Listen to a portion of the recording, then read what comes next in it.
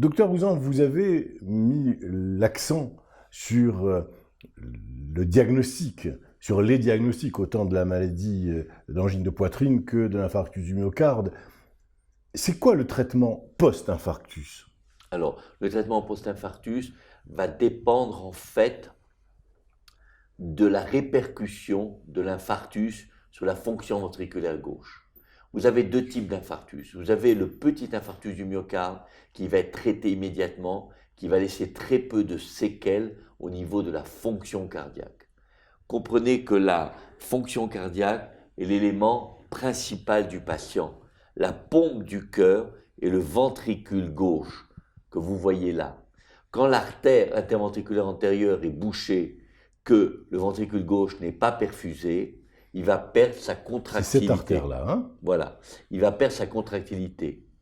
Et à ce moment-là, le patient est à risque d'insuffisance cardiaque. Donc, il faut traiter ce patient comme un insuffisant cardiaque potentiel et lui donner certains médicaments pour limiter les risques d'insuffisance cardiaque ou traiter cette insuffisance cardiaque débutante. Par contre, le patient qui a par exemple une atteinte de la coronaire droite qui va se traduire par une très faible répercussion sur la fonction ventriculaire gauche va être traité conventionnellement par des bêta-bloqueurs, de l'aspirine, des antiagrégants plaquettaires puisqu'on lui a mis un stent, et des statines, une rééducation à l'effort, ce qui est absolument capital. La rééducation est un élément qui va permettre aux patients de prendre conscience de ces facteurs de risque, de lutter contre ces facteurs de risque et surtout d'avoir un support psychologique. Parce que l'infarctus, en fait, détruit l'image que le patient a de soi-même. Il était jusqu'alors un patient classique, normal, avec un peu d'angine de poitrine. Là maintenant, il devient un grand cardiaque. Les patients vous disent « j'ai vu la mort ». C'est ce qu'ils disent souvent, c'est une phrase qui revient. Vous avez parlé de la rééducation. On peut s'attarder sur la rééducation, je crois que c'est important, c'est quelque chose qui est apparu ces dernières années, ces 10, 15 dernières années, 20 dernières années, et ça a permis aux personnes ayant un infarctus du myocarde de revivre, de recommencer à vivre en quelque sorte. Exactement. Le patient, après un infarctus du myocarde, va avoir peur de tout. Et je me souviens, à Reims, un patient avait eu un infarctus du myocarde, il se demandait s'il pouvait prendre l'autobus pour aller en consultation. Et je l'ai rassuré, je lui ai dit, mais bien sûr, vous pouvez prendre l'autobus. Donc les gens sont fragilisés par l'infarctus, indiscutablement, quel que soit le patient. Et donc, le rôle du médecin est d'encourager, de dédramatiser, de montrer aux patients que de nombreuses personnes ont eu des infarctus du myocarde, ont repris une vie active normale, avec un suivi.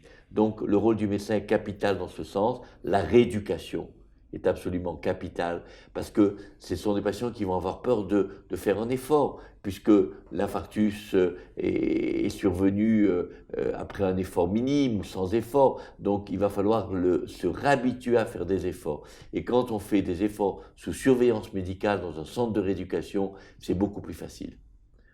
Donc je pense, comme vous l'avez souligné, que la rééducation est absolument capitale, quel que soit l'âge du patient. Les autres traitements sont, comme on l'a signalé, tous les traitements, mais quand le ventricule gauche est très atteint, à ce moment-là, il faut traiter comme une insuffisance cardiaque. Et je pense que nous aurons une session sur l'insuffisance cardiaque et je vous expliquerai tous les traitements de l'insuffisance cardiaque post-infarctus comme d'une autre maladie qui peut être valvulaire. Autre point, du fait de l'atteinte du ventricule gauche, vous savez que les valves cardiaques reposent sur le ventricule gauche. Et si l'artère coupable, en quelque sorte, a touché une partie du cœur où repose la valve va être endommagée. C'est-à-dire elle ne fait plus sa fonction de porte en quelque sorte, elle va s'ouvrir, le sang va revenir en arrière et va inonder les poumons, ce qui peut être responsable de d'essoufflement. Donc là aussi, c'est une des complications de l'infarctus du myocarde que les cardiologues connaissent bien maintenant, qu'ils peuvent traiter et qu'ils peuvent limiter. Un autre élément que je voudrais signaler, c'est que au moment de l'infarctus du myocarde, de la coronarographie, le cardiologue interventionnel va traiter l'artère coupable qui a amené le patient à l'hôpital. Mais il peut découvrir d'autres lésions dans d'autres territoires. En général, on ne traite pas toutes les lésions parce que à 3 heures du matin, déjà, l'équipe est fatiguée et on ne peut pas faire un travail complet. Donc, on traite l'artère coupable, on laisse ce patient se reposer en milieu hospitalier et en général, après un délai d'1 semaine, de 2 semaines, de 3 semaines, on refait une coronarographie qui permet de contrôler ce qu'on a fait en urgence et de compléter le traitement en ouvrant les autres artères. Et c'est de plus en plus fréquent puisque les malades ont souvent des maladies pluritronculaires qui ont été asymptomatiques ou maltraitées, sont arrivés parce qu'une artère s'est bouchée, l'artère a été ouverte, mais les autres artères sont malades, il faut les traiter pour éviter des infarctus récurrents.